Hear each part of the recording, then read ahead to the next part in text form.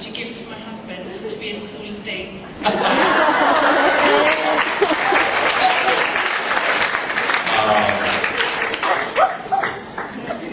Okay. Get a really cool car. Listen to some really kick-ass music. You gotta cut your hair short, apparently. And take what you want when you want it, especially with women. Of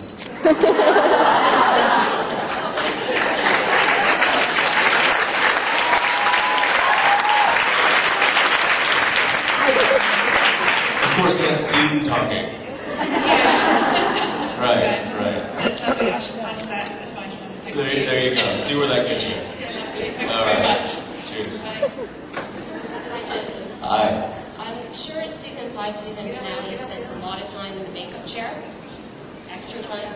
I'm wondering if having all that extra makeup on, did it help you by the time those final scenes, or was it more of a challenge because you couldn't use some of the same facial expressions that you call upon? I would say the biggest challenge for she's referring to the final scene where my face is all bloody from Lucifer beating me up, yep. Or Sam, or Jared taking me up. Yeah, that scene was really, and I touched on this with a few of you in the meeting room yesterday. We talked about this, but the prosthetics that they put on my face, I had one over my eye. So basically what they did is they poured plaster over my face. And they took a cast mold of my face, and then they cut out the eye part, and they made a prosthetic that looked like my eye. So they put that over my eye, so that my eye was essentially closed underneath. They put a nose piece on, so my nose looked like it was broken. They put cotton balls in my mouth, so my cheeks looked swollen. They put blood all over my face. I'm trying to think what else they did. I don't know. It was horrible. And I had to spend about 6 or 7 hours in that makeup. And then the hardest part about working with prosthetics is it's not about not being able to like make facial or make faces or use your facial muscles. For me, it was the end scene when once Sam and Adam get pulled into the hole. The hole closes up, and then Dean crawls forward to pick up the rings. And it was kind of an emotional scene, and I had this stuff all over my face, and so I was actually crying underneath the prosthetic, which all that did was make the glue moist, and then the glue started getting into my actual eye, and so the eyepiece started like melting off because of the water, the salt from my tears, and it was just horrible. And so we did it as fast as we could, and then I ran and I took that thing off. And the oddest part about having one eye closed for 7 hours is that my brain stopped using this eye and only started, so I was now seeing in 2-dimension, which was weird at first because I stood up and I was like, oh, I don't have any like depth perception because I've just got one eye. But then my brain like adjusted itself, and I was able to walk around and eat food and run my lines and do the scene and do everything.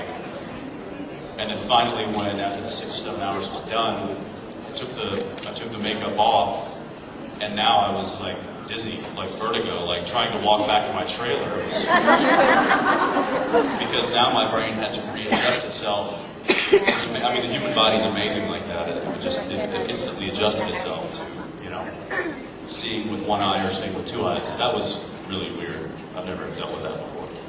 But that was terrible. I'm like, come on, do I really have to put prosthetics all over my face? Can't we just like bloody it up? And they're like, no, we're going big time now. And why is it always me? It's always me.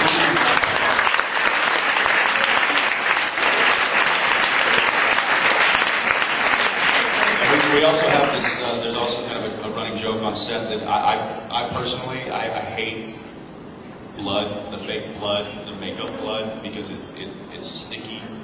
It's it gets everywhere. It doesn't come off. It stains. It's just uncomfortable. And so whenever it says, you know, Dean gets hit and blood flies, and I'm like, really? Can't we get away? And it's always in the mouth. Like, they always want to put blood in the mouth. And it's just, I don't know if you guys have ever played with makeup blood, but it does not taste good at all. And it's always, you know, you gotta like put it in your teeth, and you have to do it after every take. So there's like this squirt bottle that Sarah, our makeup artist, has, and she'll come in and be like, okay, roll sound, and action. And I'm just like, ugh, whole take. So I was very unenthusiastic about filming that last scene. It was, I don't like that. There was another scene too, the end of season 3, when Dean went to hell, and I had the hooks, and there was blood everywhere. That sucked.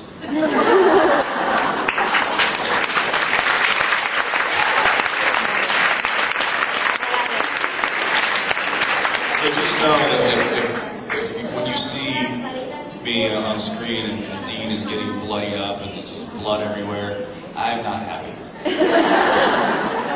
Which kind of goes with how Dean would be, because if I was bloody, I wouldn't be happy either.